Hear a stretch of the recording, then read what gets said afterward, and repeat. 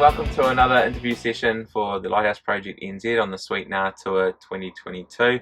We're lucky enough today to catch up with Noeline and Allan from the Canterbury Men's Centre, who's doing amazing work in the Canterbury district, and we've had a cool chat before this, and Noeline has certainly raised so many different issues that are popping up, and has also talked about some cool strategies for men to undertake if they're feeling a bit overwhelmed depending on the situation. And so we'd just like to have a quick catch up about that. So thanks for coming along, Noeline. Really do appreciate it, and sorry about the sort of ad hoc situation that we've got going on here. We're actually parked on the side of the road in the camper, but we're doing what we can do. So first of all, just please tell us a little bit about what you guys do. Well, the Canterbury Men's Centre is what its name says. It's a centre for men. We work with a range of men and men's issues. You name the issue, we've got somebody who's experienced in working with it. So we work with depression, anxiety, childhood trauma, sexual abuse, domestic violence, intimate partner violence. A lot of men have wives that are, or partners that are physically and emotionally and psychologically abusive. We work with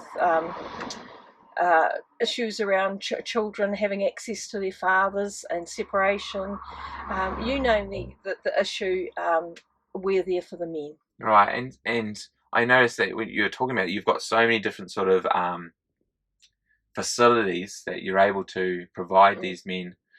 You're talking about you've got separate rooms for video links to be able to reach people rurally. Yeah. What are some of the things that you are able to provide these men who need the services? Well, we have excuse me, we have a specialist team who work with our guys who've been living with childhood trauma, and that's led by a man called John Marsden. All of our peer support workers have had those experiences themselves, so they bring to their mahi lived experience. They work with men who are isolated and don't leave home easily. We do one-on-one work in the centre. We run a range of groups for these men so that they can start to feel safe and come out of their homes and start to make friends with other men with similar stories.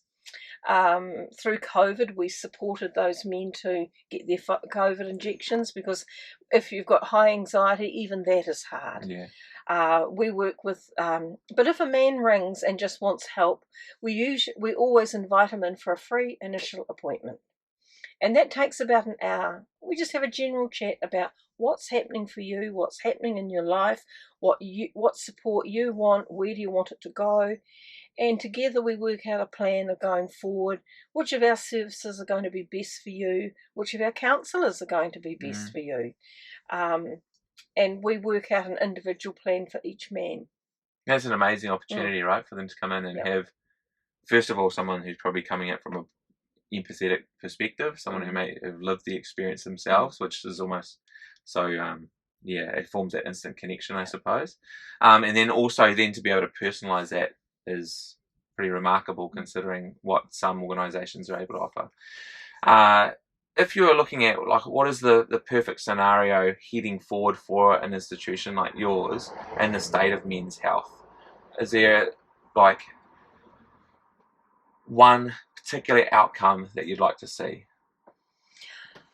I think at a societal level we need a much better understanding of what it's like to be a man in this century. There are a number of areas where men get a very bad press. The impact of intimate partner violence for men is not understood by society or the courts.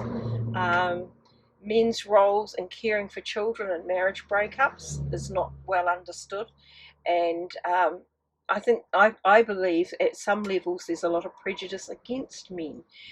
I'd like to see more research around men's issues and a wider societal understanding for men who are living with quite significant abuse. I'd like to see better understanding of what takes our men to jail, because many of the men we work with, I find, have done a number of lags in jail, but they're all living with undiagnosed post-traumatic stress. And if we heal that, We find a lot of men that come to us with drug and alcohol problems have a childhood history of trauma that's never been attended to, and the drug and alcohol addiction is a symptom. So there's so many areas where I believe society is letting men down, and that we need to start getting a voice for men and having that voice heard. Yeah, absolutely. And when you're talking about these men coming in, you've talked about some of them come in just randomly, some of them self-refer. You've also said that others refer the people in their lives, or the men in their lives. If I was, you know, someone who wasn't comfortable with coming in, what are some strategies first up that might help shift that person past that barrier?